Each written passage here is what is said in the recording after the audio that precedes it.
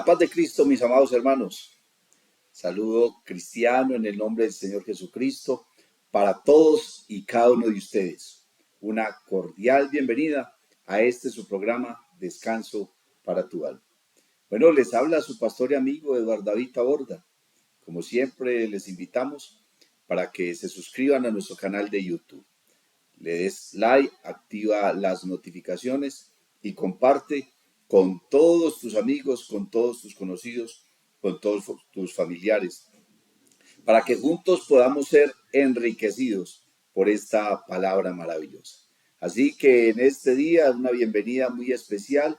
Gracias por estar aquí con nosotros. Gracias por que siempre tienen ese deseo y ese anhelo de acompañarnos. Hemos querido tener entonces un canal con una programación muy especial, una programación seria, un contenido espiritual serio, una doctrina bien trazada en la palabra de Dios para que tú puedas ser bien edificado y bien fundamentado en la verdad de nuestro Señor Jesucristo.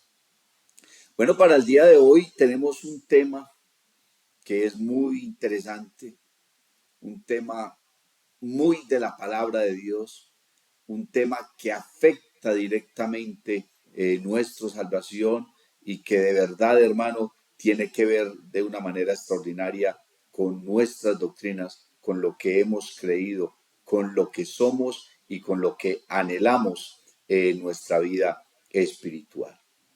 ¿Y qué es el alma? ¿Y qué es el alma?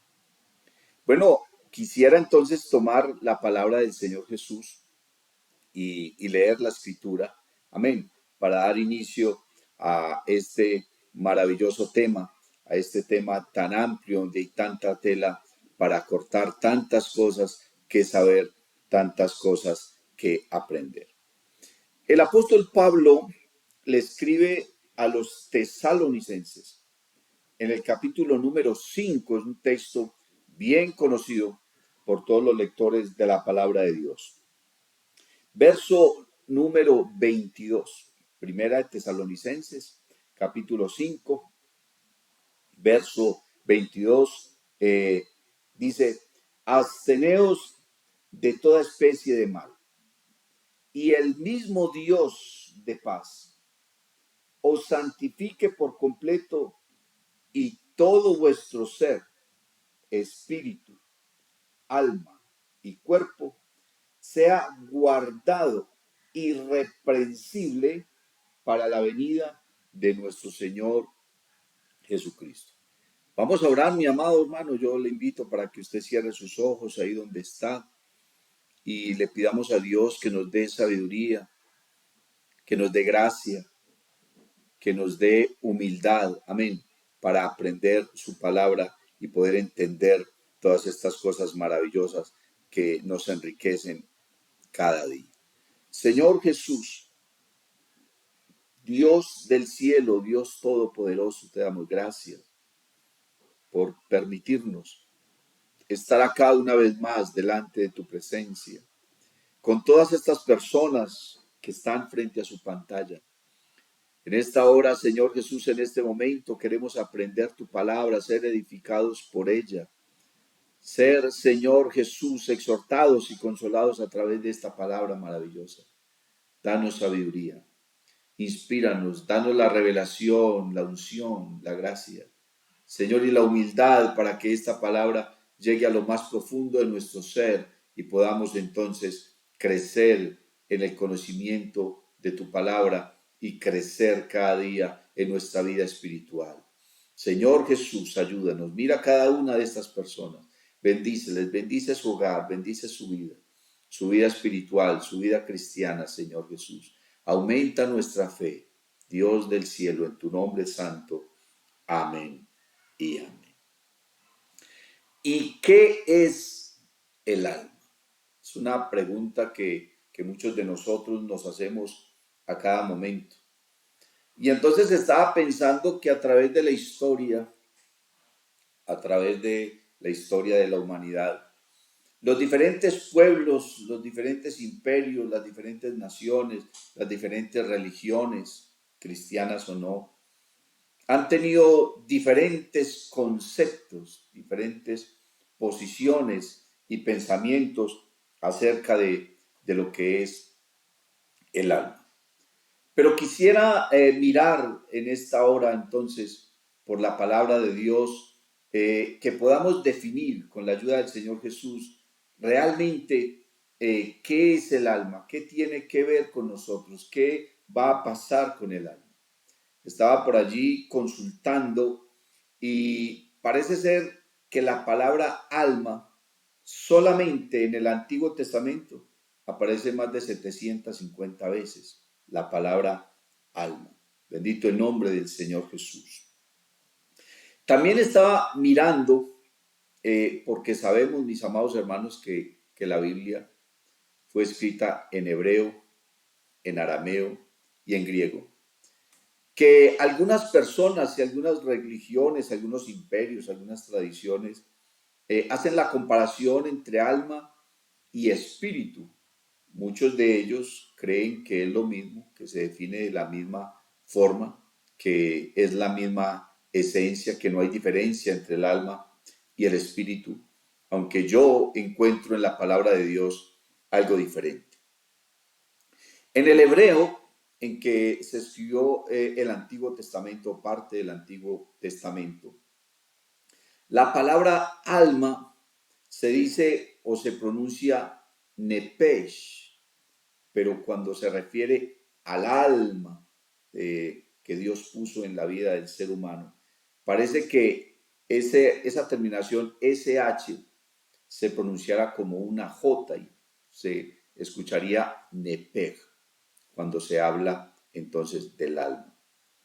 La palabra espíritu, a la cual se le marca una diferencia también, se pronuncia ruach, pero igual la terminación SH en el hebreo se pronuncia como una J y se diría ruach. Así que alma en hebreo es nepej y espíritu es ruach. Amén. Quería mirar la diferencia que está marcando la palabra de Dios en cuanto a estos temas, porque quise tomar unos textos en el libro de Génesis, en el capítulo 35, a partir del verso 16 está hablando de la muerte de Raquel, ¿sí?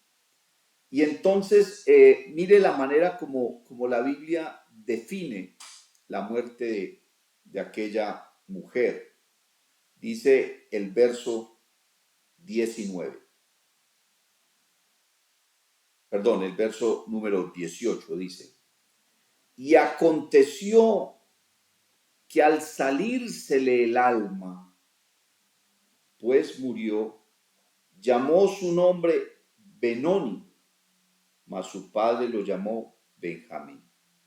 Dice que al salírsele el alma. Si tuviéramos acá un escrito original hebreo, entonces el texto diría al salírsele el nepej, o sea, el alma, ¿cierto? Se le sale el alma y ella muere.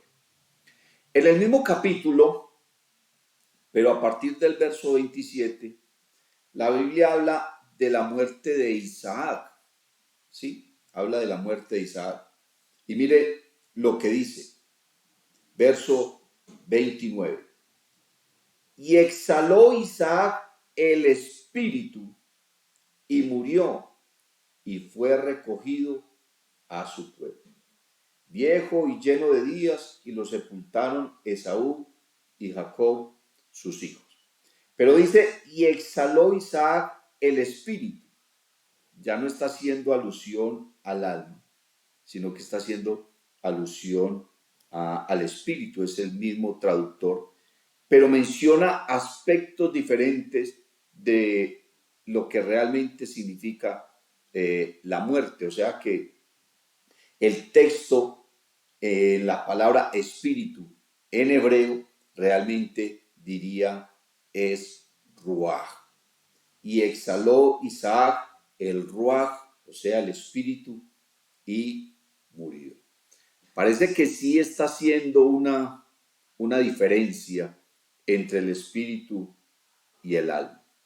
Estaba precisamente pensando porque la Biblia dice que Dios le dio mandamiento a Adán allá en el huerto y le dijo que no comiera de el árbol del conocimiento de la ciencia del bien y del mal.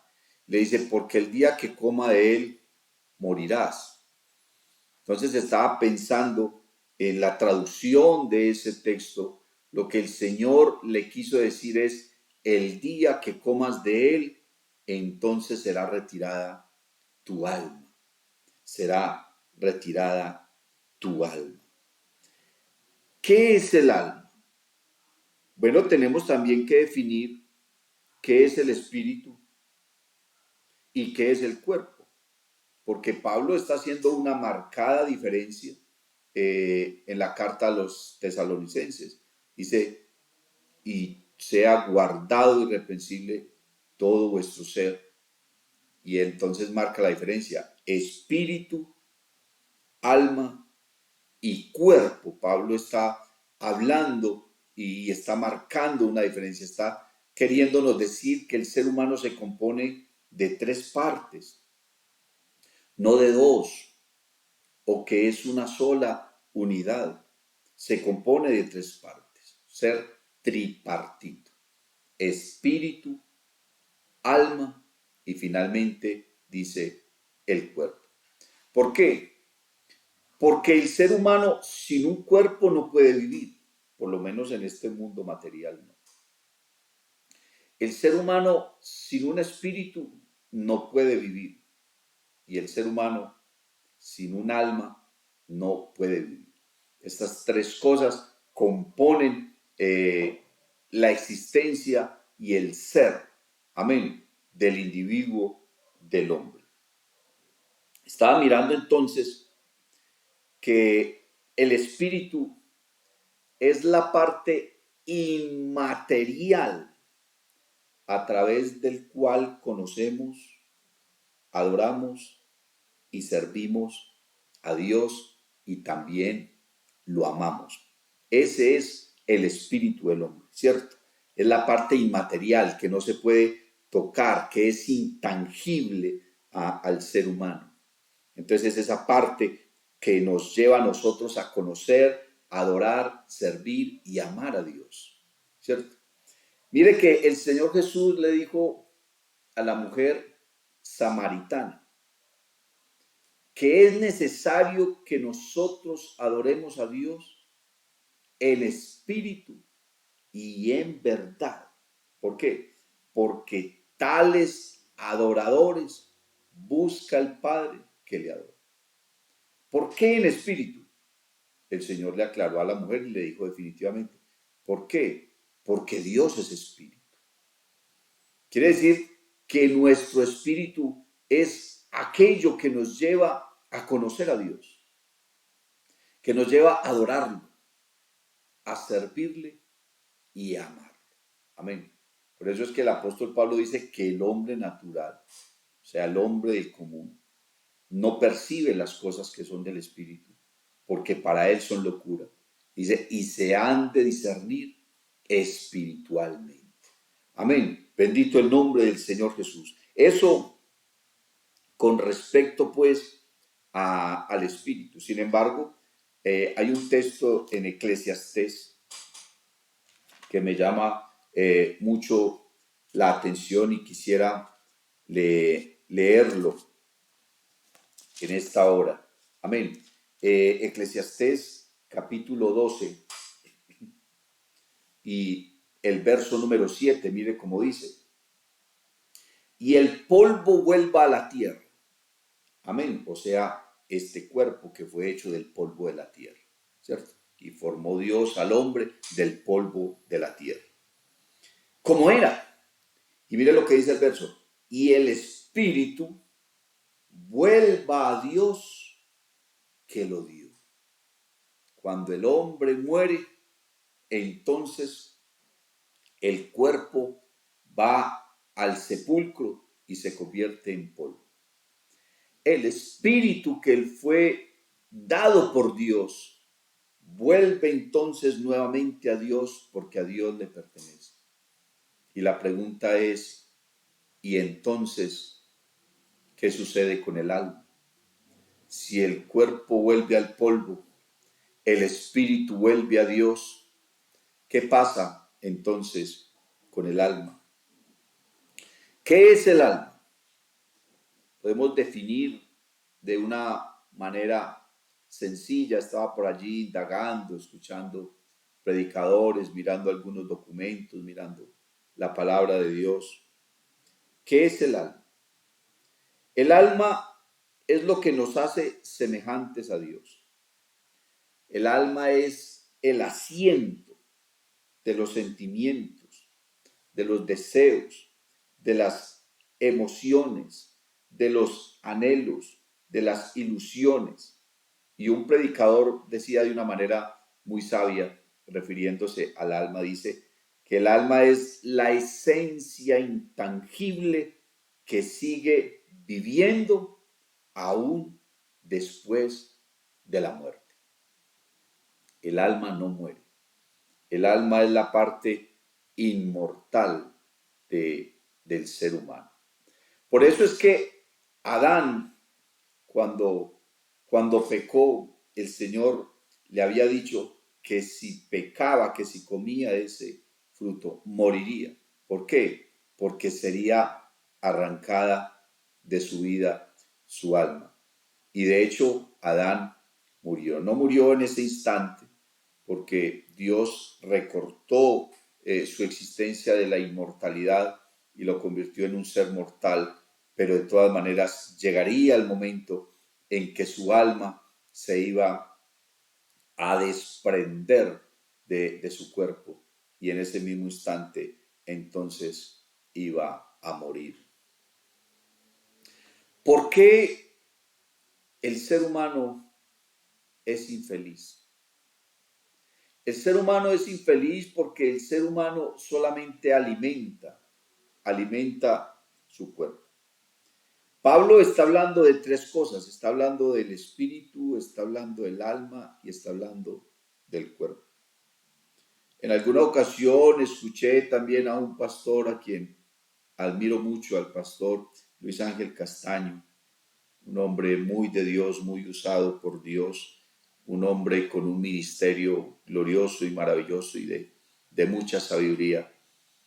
Y él estaba hablando precisamente de este tema y estaba diciendo que el ser humano se compone de 7 partes. Mire que Pablo menciona 3, pero acá nuestro pastor nos está hablando de 7 partes. Estaba diciendo que el ser humano tiene cuerpo, mente, memoria, espíritu, voluntad, alma y conciencia. Lo repito: cuerpo, mente, memoria, espíritu, voluntad, alma y conciencia. Son las 7 cosas que conforman el cuerpo. Pero cuando quise conciliar ese pensamiento del pastor Luis Ángel con las palabras del apóstol Pablo, gloria al Señor Jesús, con las palabras del apóstol Pablo a los tesalonicenses, y de acuerdo a lo que hemos conocido y entendido de la palabra de Dios, entonces comencé a analizar cada una de estas partes de lo que nuestro pastor nos estaba expresando. Resulta que nosotros tenemos un cerebro, ¿cierto? El cerebro es, por decir, el disco duro o la boba, ¿cierto?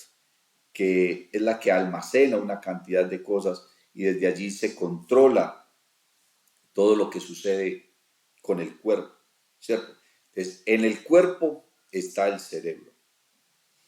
Pero en el cerebro hay dos cosas que son esenciales del ser humano: la mente y la memoria. Mire que en nuestra mente se desarrollan los pensamientos. En la mente se almacenan y en el cerebro se almacenan los recuerdos. O sea que allí está la memoria. Pero podríamos decir que en el espíritu está la voluntad. Amén. En el espíritu está la voluntad. La voluntad es la que nos permite a nosotros hacer o dejar de hacer algo. Mire que la Biblia dice: aprended a hacer el bien, dejad de hacer lo malo.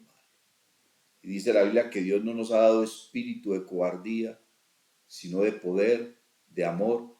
Y dice, y de dominio propio. Ese dominio propio está hablando es de la voluntad. Cuando usted decide hacer algo, cuando usted decide dejar de hacer algo, eso está actuando desde el espíritu. Es desde el espíritu, desde esa voluntad del hombre de querer hacerlo o simplemente desecharlo. Y ahora, hablando del alma, entonces en el alma está la conciencia. En el alma está la conciencia. La Biblia dice que Dios escribió la ley en nuestras conciencias, acusándonos o defendiéndonos nuestros propios razonamientos. Entonces, mire, en el cuerpo está el cerebro. El cuerpo es el que nos permite interactuar con las demás cosas. En el cuerpo están los sentidos, ¿cierto? Está la vista, el olfato, el gusto, el oído, está el tacto. Forman parte de nuestro cuerpo, ¿cierto? Por eso es que la concupiscencia forma parte de nuestros sentidos, ¿cierto? La concupiscencia. Porque en la mente es donde uno puede entonces meditar en aquellas cosas que están a la mano. Los placeres, el pecado, todo eso se puede entonces maquinar desde el pensamiento. El pecado se puede maquinar desde la mente, y la mente entonces almacena los recuerdos a través de la memoria. En el alma entonces están las pasiones, están los deseos, están las ilusiones, los sentimientos, las emociones. Por eso es que cuando uno experimenta una emoción, la experimenta en todo su cuerpo. Cuando usted está pensando, su pensamiento solamente está afectando su cerebro, ¿cierto? Cuando usted tiene un recuerdo, el recuerdo está afectando su cerebro. Pero cuando usted lleva ese recuerdo ya al nivel del alma, entonces el alma le permite una emoción positiva o una emoción negativa, ¿cierto? Y va y afecta la conciencia, y entonces se siente en todo el cuerpo. Yo estaba pensando, ¿por qué las emociones, por qué la conciencia afecta todo el cuerpo y no solamente la mente, no solamente la cabeza, no solamente el cerebro? ¿Por qué afecta todo el cuerpo, todo el ser? Y estaba meditando en la palabra, en la escritura. Entonces, ¿en dónde está el alma? Si cuando uno muere el cuerpo va al polvo, el espíritu vuelve a Dios, entonces ¿en dónde está alojada el alma en nuestro ser. Comencé a hacerme la pregunta, comencé a analizar, comencé a pensar y también a escuchar, a mirar algunos documentos y a escuchar algunos pensamientos de diferentes maestros y diferentes posiciones. La Biblia dice que oirá el sabio y aumentará el saber. Tenemos que oír, tenemos que escuchar, tenemos que indagar. Llegó entonces en uno de esos pasajes de la Escritura un versículo en el libro de Levítico, en el capítulo número 17 y el verso número 11. Mire lo que dice: porque la vida de la carne en la sangre está, y yo os la he dado para hacer expiación sobre el altar por vuestras almas, y la misma sangre hará expiación de la persona. Volvamos a leer el versículo. Porque la vida de la carne en la sangre está, y yo os la he dado para hacer expiación sobre el altar por vuestras almas, y la misma sangre hará expiación de la persona. La palabra vida, acá en este texto, la palabra vida se traduce neper, o sea, alma. En el hebreo, en este verso, la palabra vida se traduce neper, o sea, alma. Porque el alma de la carne o del ser humano en la sangre está. Bendito el nombre del Señor Jesús. Y estaba mirando el texto en Génesis. Cuando Dios forma al hombre, dice que formó al hombre del polvo de la tierra y sopló en él aliento de vida. Y ahí la palabra vida también se traduce neper. O sea que Dios sopló en el hombre y le dio alma. Y al darle alma, fue el ser humano un ser viviente. Un ser viviente diferente al resto de los seres vivientes. Y fue el hombre un ser viviente diferente al resto de los seres vivientes. ¿Qué es lo que marca la diferencia? ¿Y qué dice la Biblia? La Biblia sí nos dice a nosotros que hay una diferencia.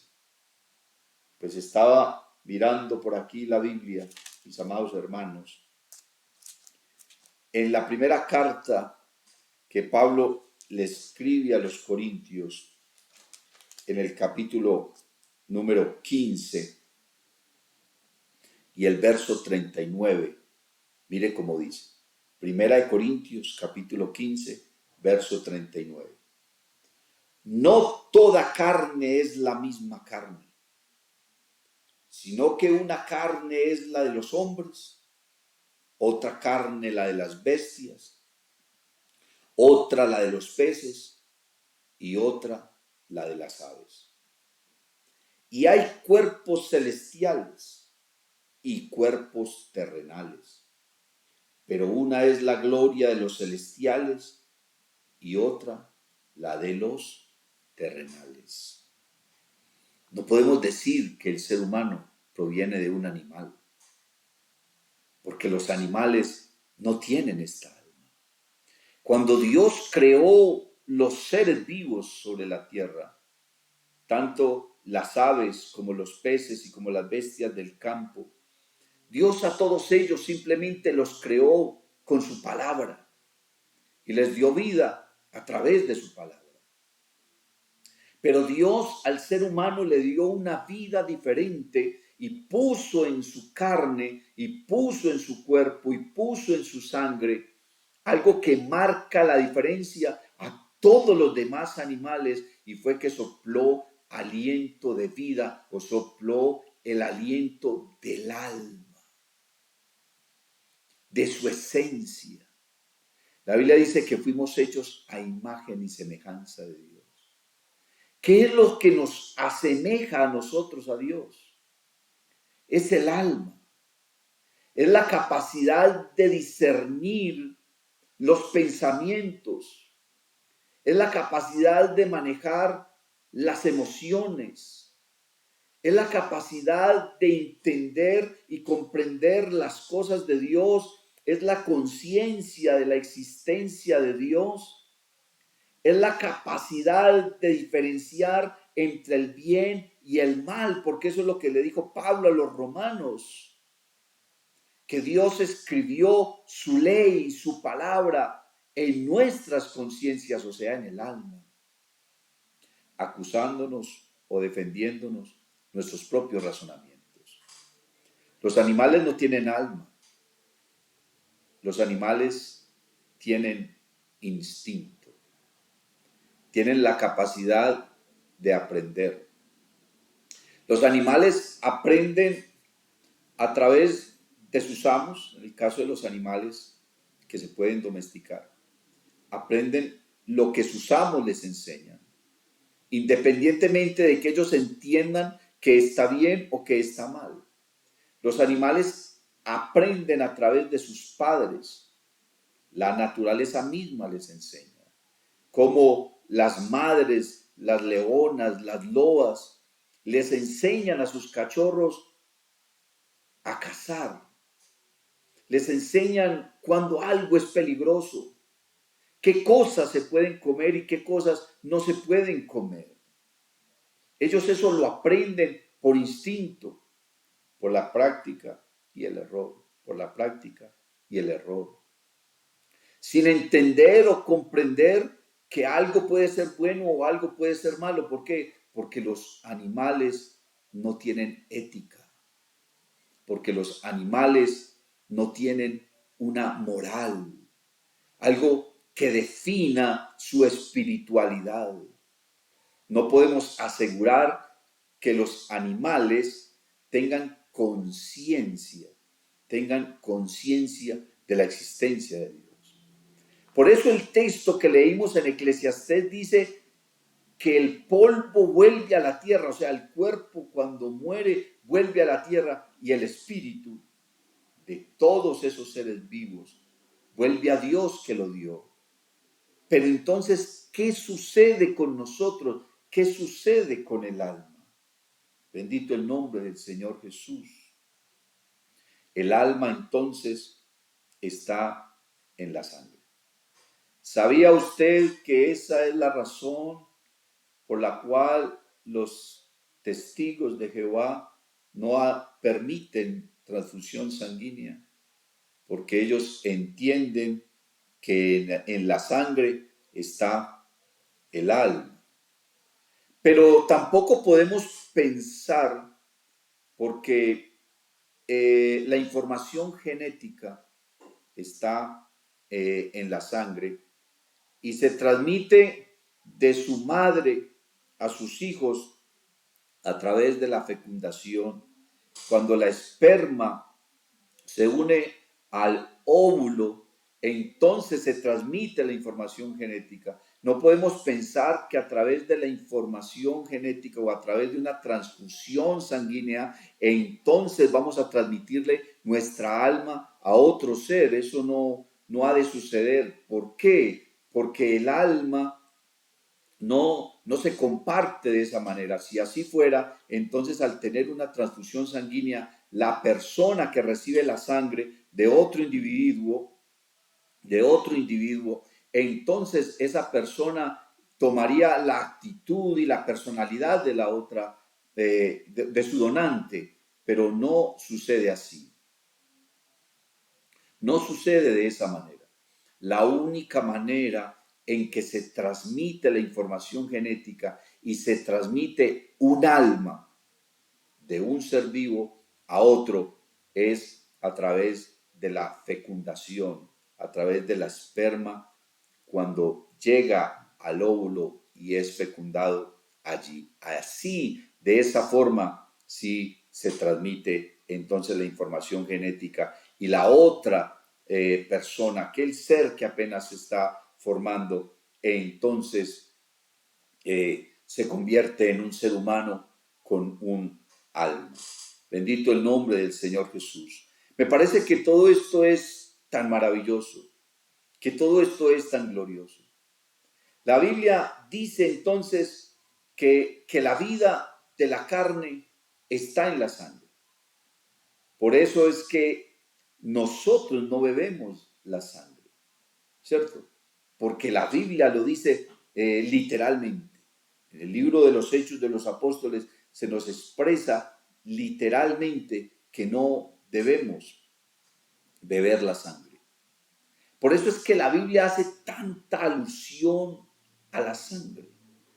Por eso es que la Biblia dice que el Señor derramó su vida hasta la muerte. ¿Qué fue lo que derramó el Señor? Dice que derramó su alma hasta la muerte. ¿Qué fue lo que derramó el Señor? ¿Acaso no fue su sangre? ¿Acaso no fue su alma la que se derramó en la cruz del Calvario a través de su sangre? Por eso es que somos redimidos por la sangre de Jesucristo, porque la sangre tiene un componente importante, esencial dentro de la vida espiritual del ser humano. Por eso es que la Biblia dice que la sangre de Abel aún clama justicia desde la sepultura. Aún clama justicia. Eso dice el escrito a los hebreos. Cuando Caín le quitó la vida a Abel, fue porque su sangre se derramó y su sangre aún entonces está clamando y está gritando justicia. Entonces eso nos lleva a pensar que todas las cosas que tienen que ver con el alma se sienten en todo el cuerpo. Amén. Por eso es que las emociones, las ilusiones, los deseos, las pasiones se revelan y se manifiestan en nuestra existencia en todo el cuerpo, no solamente en la cabeza. En la cabeza se desarrollan los pensamientos y se alojan los recuerdos. Pero entonces ya las emociones, las pasiones, las ilusiones y los deseos, entonces se alojan en todo el cuerpo. Bendito el nombre del Señor Jesús. Lo que Cristo Jesús vino a salvar fue nuestra alma. Lo que se va a perder del impío será su alma. El alma que puso Dios de sí en la vida nuestra. La Biblia dice que cuando el Señor venga, nos tomará a sí mismo. O sea, que tomará lo que hay de Él en nosotros. ¿Y qué puso Dios en nuestra vida? Que le pertenece a Él. Aunque todo le pertenece a Él, obviamente, pero haciendo énfasis en lo que le pertenece a Él, es nuestra alma. Eso es lo que el Señor vino a comprar. Por eso fue que el Señor derramó su sangre en la cruz del Calvario, padeció. ¿Para qué? Para rescatar nuestra alma. Nuestra alma cautiva en la cárcel, en la opresión del pecado, desviada y enceguecida de la verdad, pero con una necesidad grande. El hombre natural no percibe las cosas que son del Espíritu. Y cuando dice que no las percibe, no solamente se refiere a que no las entiende, sino a que no las alimenta. Porque así como hay que alimentar el cuerpo, hay que alimentar también el espíritu a través de la adoración y a través de la alabanza, porque tales adoradores busca el Padre que le adoren en espíritu y en verdad. Pero también hay que alimentar el alma. Y el alma se alimenta con la palabra de Dios. El alma se alimenta a través de la oración, de la búsqueda constante de la presencia de Dios. Así es que se alimenta el alma. Y si nosotros no alimentamos el alma con las cosas de Dios, entonces el ser humano se está alimentando de una manera incompleta, no de una forma integral. El ser humano solamente está alimentando su mente, su memoria, su carne, su cuerpo, a través de los deseos de los ojos, a través de su concupiscencia, a través de los placeres que llegan a la vida a través de los sentidos. Eso es lo que está alimentando el hombre natural. Pero el Señor Jesucristo dice que si nosotros realmente somos espirituales, debemos buscar las cosas de arriba, porque las cosas de arriba son las que alimentan el alma.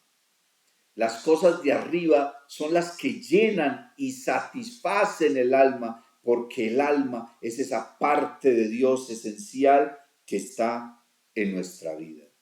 Bendito el nombre del Señor Jesús. También estaba mirando, hermanos, porque muchas veces me han hecho la misma pregunta. Y hay esa inquietud entre el mundo cristiano acerca de la salvación del alma. Y entonces la gente dice, ¿y qué será del alma después de la muerte? El alma no puede vivir sin un cuerpo. El espíritu no puede vivir sin el alma. El cuerpo no puede vivir sin el espíritu. Es el orden. El alma no puede vivir sin el espíritu no puede vivir sin el cuerpo y el cuerpo no puede vivir sin el alma. Cuando el cristiano, cuando el Hijo de Dios muere, muere su cuerpo. Su espíritu se aparta de él y vuelve a Dios que lo dio.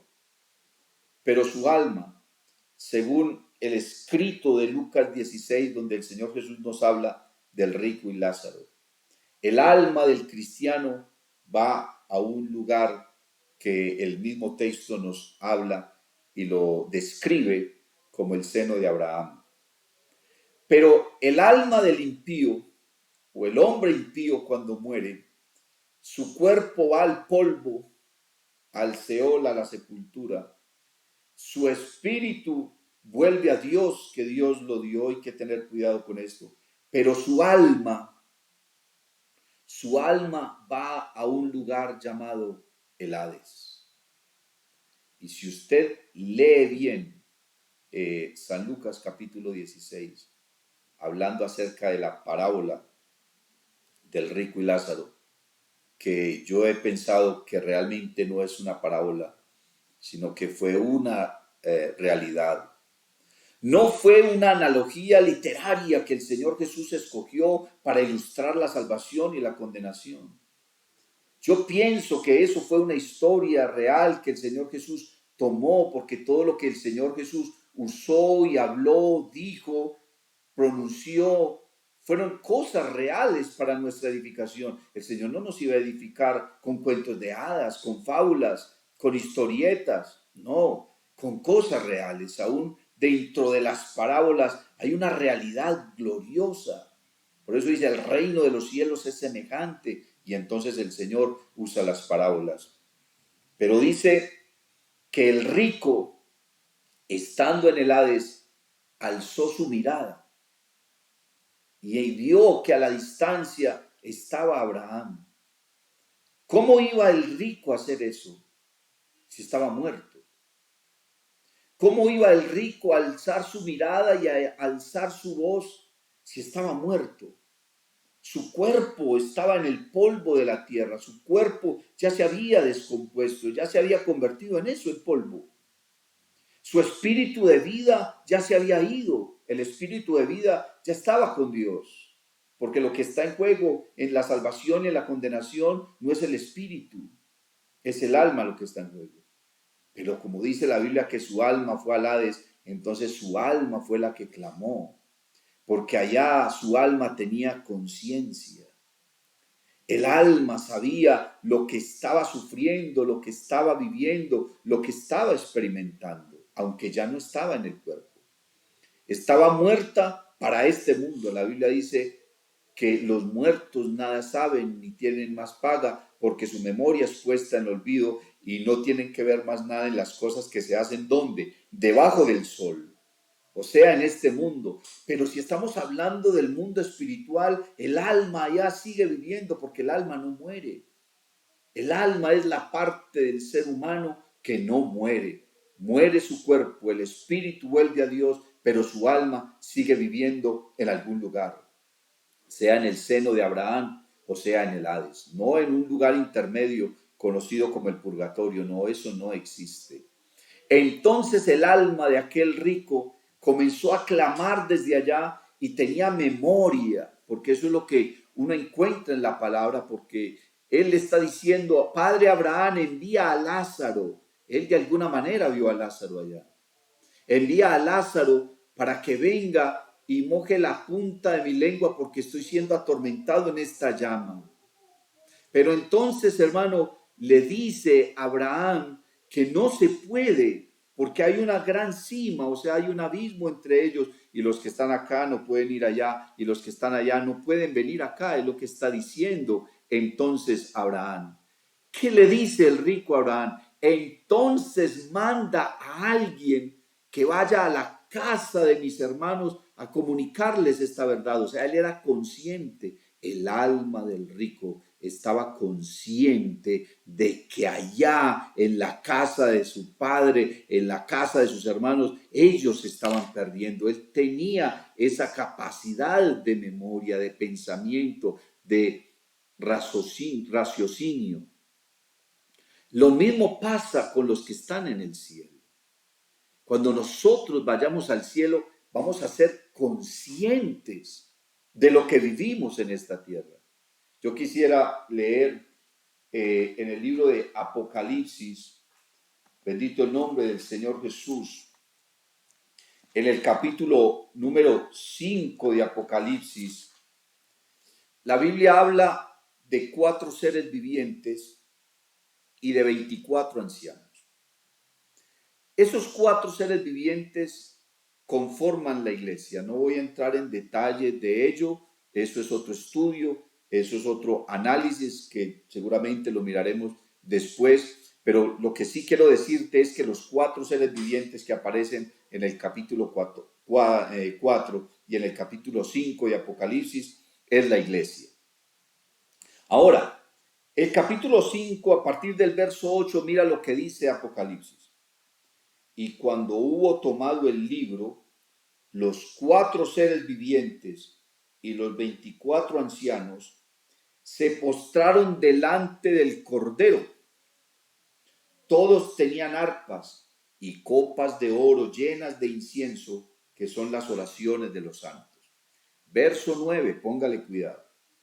Y cantaban un nuevo cántico diciendo, digno eres de tomar el libro y de abrir sus sellos, porque tú fuiste inmolado, y con tu sangre nos has redimido para Dios de todo linaje y lengua y pueblo y nación, y nos has hecho para nuestro Dios reyes y sacerdotes, y reinaremos sobre la tierra.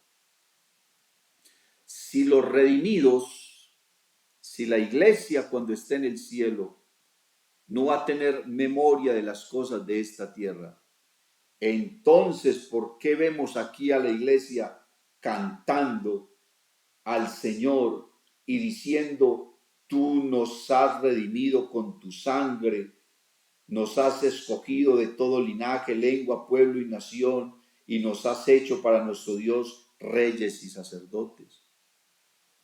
¿Usted realmente cree que cuando lleguemos al cielo vamos a estar allá en la presencia de Dios diciéndole, Señor, tú nos salvaste, sin saber de qué nos salvó? Señor, tú nos has redimido, sin saber por qué nos redimió, si no lo recordamos, si no sabemos nada. Tenemos que ser conscientes de que el Señor nos salvó, de que el Señor nos redimió, de que nos escogió de todo pueblo, raza, lengua, tribu y nación. O sea que tenemos que recordar que pertenecíamos a un pueblo, a una nación, que teníamos una lengua, que pertenecíamos a una tribu. Tenemos que recordar por qué nos salvó y vamos a agradecerle a Él por algo que no recordamos. O sea que nosotros vamos a llegar al cielo y le vamos a decir a Dios, Señor, ¿tú quién eres? ¿Y nosotros quiénes somos? ¿Y estos que están con nosotros quiénes son? ¿Y de dónde salimos? ¿Y por qué estamos aquí? Ah, no, es que yo los salvé. ¿Y nos salvaste de qué? No, eso no es así. Cuando nosotros estemos en el cielo, nosotros vamos a saber quién es Dios. Vamos a saber quiénes son las personas que están a nuestro alrededor. Y vamos a tener gozo y alegría y vamos a cantar. ¿Por qué? Porque sabemos que Dios nos salvó. ¿Nos salvó de qué? De nuestros pecados, nos salvó de la condenación, nos redimió. Quiere decir que vamos a saber que Él vino, se hizo hombre y compró a precio de sangre nuestra redención. Eso será así, porque no, la Biblia no diría esto. Estaba pensando también en el capítulo 19 del mismo libro de Apocalipsis. Bendito el nombre del Señor Jesús, que dice alabanzas en el cielo. Apocalipsis 19, el verso número 1 dice, después de esto oí una gran voz de gran multitud en el cielo. Mire que esa multitud son aquellos que se salvaron, no son los ángeles. Vamos a leer el contexto y los ángeles no tienen por qué decir estas palabras. Los que pronuncian estas palabras son aquellos que fueron salvados. Después de esto oí una gran voz de gran multitud en el cielo que decía, aleluya, salvación y honra y gloria y poder son del Señor nuestro Dios, porque sus juicios son verdaderos y justos, pues ha juzgado a la gran ramera que ha corrompido a la tierra con su fornicación y ha vengado la sangre de sus siervos de la mano de ella. Otra vez dijeron, aleluya, y el humo de ella sube por los siglos de los siglos. Y los 24 ancianos y los 4 seres vivientes se postraron en tierra y adoraron a Dios que estaba sentado en el trono y decían, amén, aleluya. Los redimidos están hablando de los juicios de Dios. Están hablando de su palabra. Están hablando de su gloria, de su poder. ¿Por qué? Porque la vivieron, porque la experimentaron, porque la conocieron, porque no la olvidaron. En el alma están todas estas cosas.